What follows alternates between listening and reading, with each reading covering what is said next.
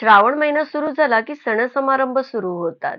श्रावण महिन्यामध्ये पहिला सण येतो तो नागपंचमीचा.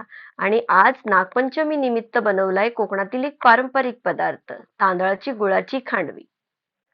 सर्वात प्रथम तांदूळ स्वच्छ धुवून वाळवून घेतला आणि मग त्याचा बारीक रवा करून घेतला. इथे मी 1 वाटी बासमती तांदूळ घेतला आहे.